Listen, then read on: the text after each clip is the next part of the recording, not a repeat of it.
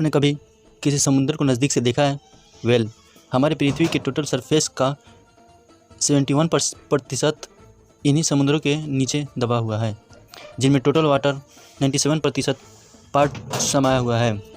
अब एक हैरान करने वाली बात सुनिए, आज भी प्रतिशत से ज़्यादा समुद्र अनमैपिंग है और अनफ्लोइंग, यानी 80% समुद्र के बारे में हम कुछ भी नहीं जानते।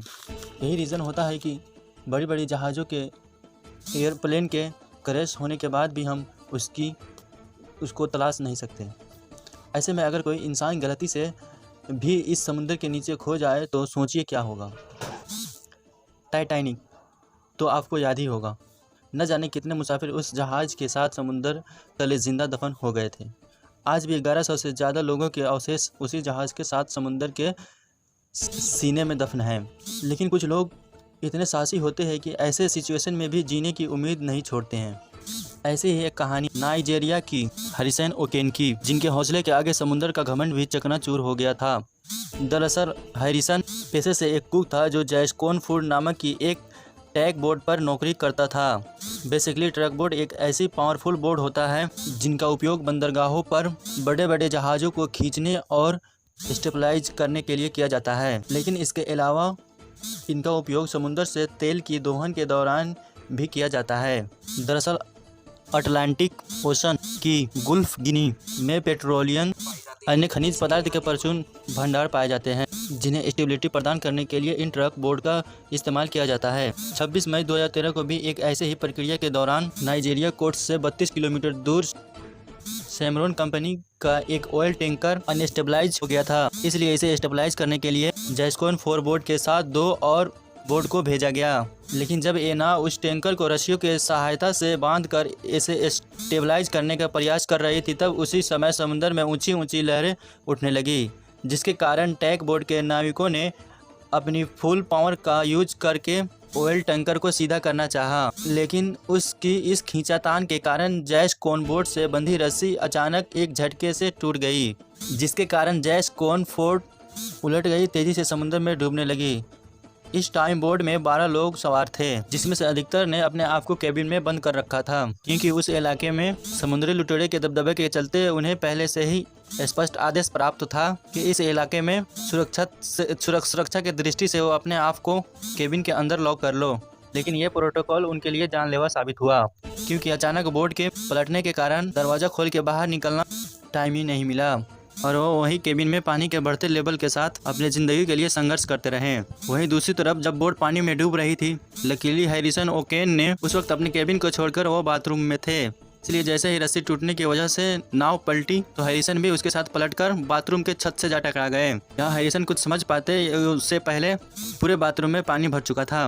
हैरिसन अपने आप को किसी तरह संभालते सीधा दरवाजा के पास गए और अपनी पूरी ताकत से बाथरूम का दरवाजा को खोलने की कोशिश की, जो अब पानी की वजह से पूरी तरह से टाइटली लॉक हो गया था। सौभाग्यवश हैरिसन किसी तरह इस दरवाजे को खोलकर दूसरे बाथरूम तक जाने में सफल रहे, जहां अभी भी सांस लेने के लिए कुछ खाली जगह बची थी।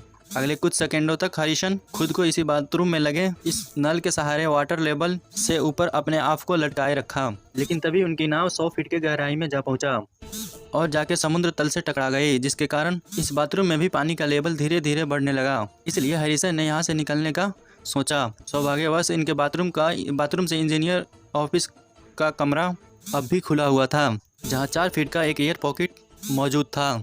यानी इस रूम में अब भी 6 मीटर क्यूब जितने आयतन में हवा मौजूद थी, जिसमें किसी एक इंसान के लिए 60 घंटों तक की ऑक्सीजन मौजूद थी। यानी अब हैरिसन के पास अपनी ज़िंदगी को बचाने के लिए 60 घंटे मौजूद थे। इस 60 घंटे में वो सिर्फ रेस्क्यू टीम के आने का इंतजार कर रहे थे, क्योंकि उनकी बोट समुद्र तल में सर के बल गिरने की वजह से पूरी तरह लॉक हो चुकी थी। ऐसे में वो चाहकर भी बोट से बाहर नहीं निकल सकते थे, और अगर गलती से भी वो बोट से बाहर निकलना चाहे तो उनके नाव के आसपास मंडरा रही समुद्री मछली उन्हें खा जाती। अब हैरिसन को किसी भी तरह खुद रेस्क्यू टीम आने तक उसे अपने आप को जिंदा रखना था। लेकिन अब यहाँ समस्या ये थी कि हैरिसन की ब्रीथिंग की वजह से काफ़ी मात्रा में CO2 रिलीज हो रही थी, जो उसी एयर पॉकेट में जाके जमा हो रही थी। ऐसे में यदि अगर CO2 बढ़ती हुई मात्रा ब्रीथिंग के जरिए वापस हैरिसन के शरीर में जाती तो ये जहर का काम करती, जिसके कारण 1 से 2 घंटे में हैरिसन की मौत हो जाती। लेकिन हैरिसन ने इसका भी एक उपाय निकाल लिया। हैरिसन ये जानता था कि CO2 पानी के द्वारा आसानी से ऑब्जर्व कर ली जाती है, इसीलिए हैरिसन ने थोड़ी थोड़ी देर पे पानी को हिलाता रहा। ऐसा करने से उनके आसपास के पानी का सरफेस एरिया बढ़ जाता, जिसके कारण CO2 की मात्रा में कमी आती।